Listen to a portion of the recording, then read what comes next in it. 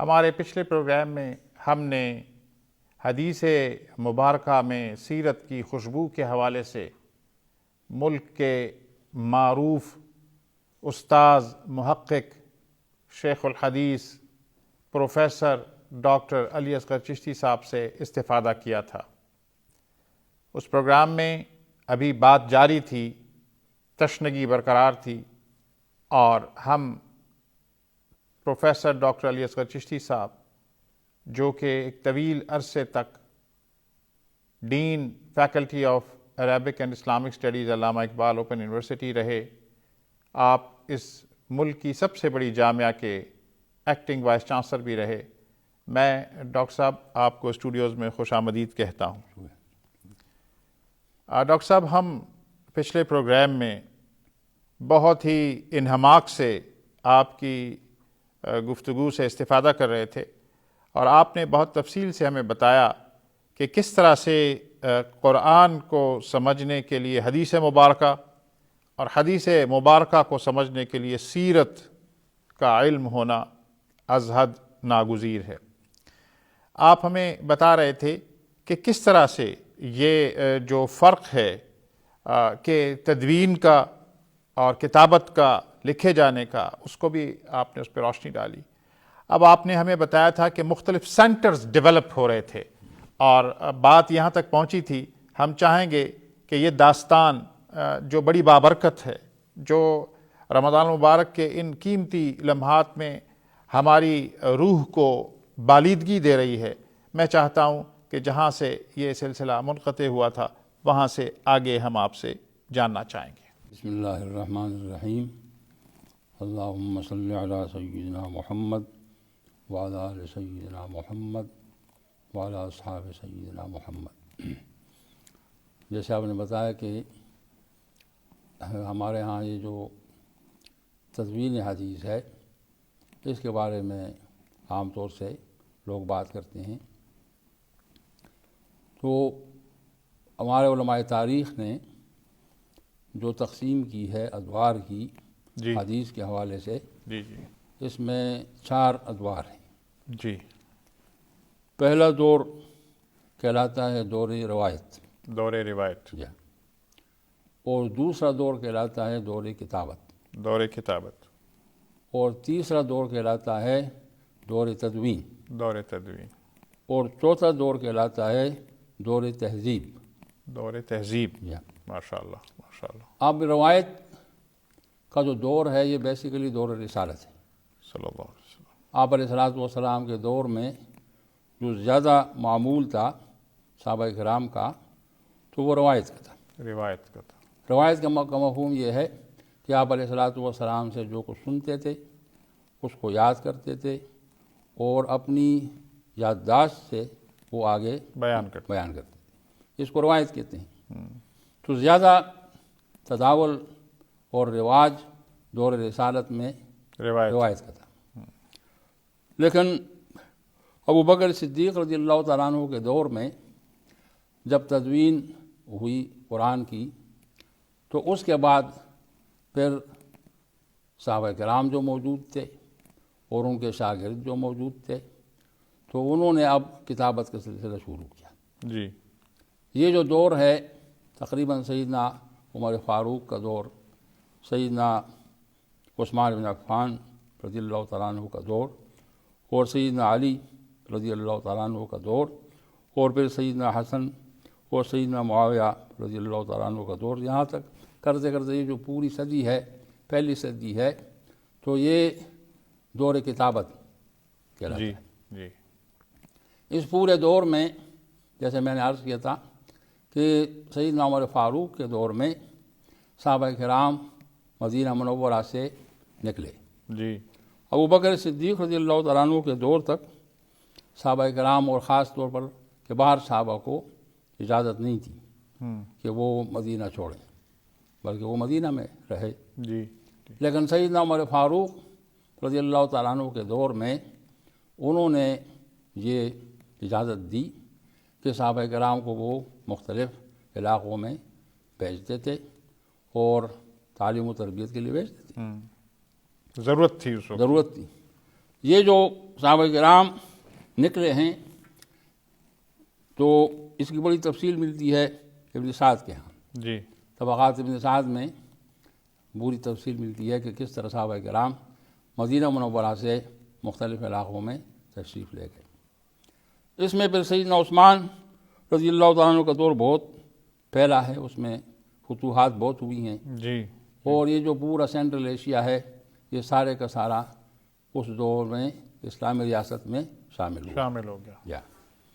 تو اس لیے بہت سارے صحابہ اور ان کے شاگرد اس علاقے میں بھی چلے گئے.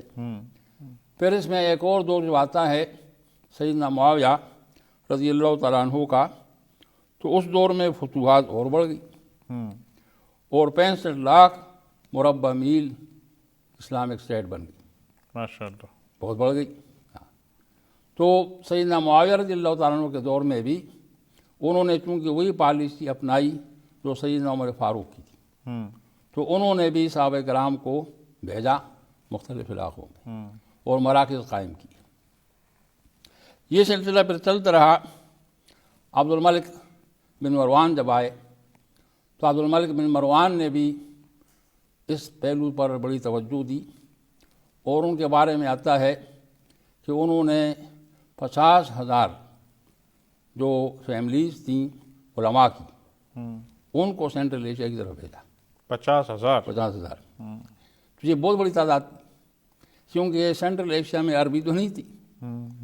تو عبد الملک بن مروان نے بہت بڑی تعداد یہاں حجاز سے ان کو بھیجا کہ وہ جا کر سینٹرل ایشیا میں آباد ہوں اور وہاں وہ جو ہے تعلیم و تربیت کا سلسلہ. عبد الملک بن مروان کے بعد پھر جیسے میں نے اس دن بتایا تھا کہ عبدالعزیز بن مروان جو عمر بن عبدالعزیز کے والد صاحب تھے، وہ مصر کے گورنر تھے، تو ان کی بھی یہ خواہش تھی کہ تدوین حدیث کا کام وہ کریں، لیکن ان کو موقع نہیں ملا. عمر بن عبدالعزیز رضی اللہ تعالیٰ عنہ جب 99 ہجری میں ان کو خلافت کی ذمہ داری ملی تو انہوں نے جو بہت سارے کام کیے، مختصر سا دور ہے لیکن سب سے اہم کام جو اللہ نے ان سے لیا وہ تدوین حدیث کا تھا. ماشاءاللہ. انہوں نے فرمایا کہ بھئی یہ جو صحابہ کرام ہیں کہ باہر صحابہ تو بہت پہلے چلے گئے، اس کے بعد بھی چلے گئے، تو اب صدی کا آخری مرحلہ ہے اور صحابہ کرام کی تعداد بہت کم رہ گئی ہے، تو ضرورت اس بات کی ہے کہ یہ تمام جو دور کتابت میں کام ہوا ہے اس پورے کام کو جمع کیا جائے اور مدون کیا جائے. یہ جو عمر بن عبدالعزیز رضی اللہ تعالیٰ عنہ ہیں، اس کام کے لیے انہوں نے جس شخصیت کا انتخاب کیا وہ امام ابن شہاب زہری، محمد بن مسلم ابن شہاب الزہری. یہ امام زہری ہمارے ہاں بڑے مشہور ہیں اور ان کے بارے میں سب کا اتفاق ہے کہ اول من دون السنہ ہوا امام الزہری. ماشاءاللہ. پہلا جو مدون ہے حدیث کا اور حدیث کے ذخائر کا، حافظ ابن حجر رحمہ اللہ نے فتح الباری میں اس پر بڑی تفصیل سے وہ فہرست تیار کی ہے کہ کس نے کیا کیا. بالآخر وہ اس نتیجے پر پہنچتے ہیں کہ تدوین کے حوالے سے پہلا مدون امام زہری. امام زہری کا انتخاب اس لیے کیا کہ وہ تقریباً اس وقت جو اسلامک اسٹیٹ میں جتنے مراکز تھے ان تمام مراکز کو انہوں نے وزٹ کیا تھا. اچھا. اور تقریباً پوری زندگی انہوں نے اس میں گزاری اور ان کو معلوم تھا کہ کس کس مرکز میں کتنے ذخائر ہیں، کس کس کے پاس کیا ہے، یہ ان کے پاس ڈیٹا تھا. تو سیدنا عمر بن عبدالعزیز نے ان کا انتخاب کیا.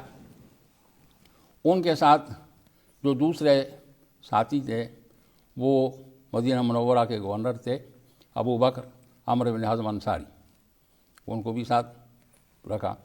باقی انہوں نے اپنی ٹیم جو ہے تشکیل دی اور انہوں نے پوری اسلامک اسٹیٹ میں جہاں جہاں بھی ایسے حضرات گزرے تھے کہ جنہوں نے کتابت حدیث کا کام کیا تھا اور جن کے پاس ذخائر تھے حدیث کے، ان سب کو جمع کیا۔ ہوں، اب یہ ایک بہت بڑا کام تھا بہت عظیم کام ہے۔ عمر بن عبدالعزیز رضی اللہ تعالیٰ عنہ کی رہنمائی میں اور ان کی سرپرستی میں یہ کام ہوا۔ لیکن عمر بن عبدالعزیز رضی اللہ تعالیٰ عنہ جو چاہتے تھے کہ یہ کام جمع ہو اور پھر اس سے استنباط بھی ہو، ہوں، تو ان کو موقع استنباط کا نہیں ملا، اس لیے کہ وہ تو 101 ہجری میں انتقال کر گئے۔ ان کے پاس سوائے یعنی تھوڑا سا ٹائم ہے، 99 میں ان کو خلافت ملی، 101 ہجری میں انتقال کر۔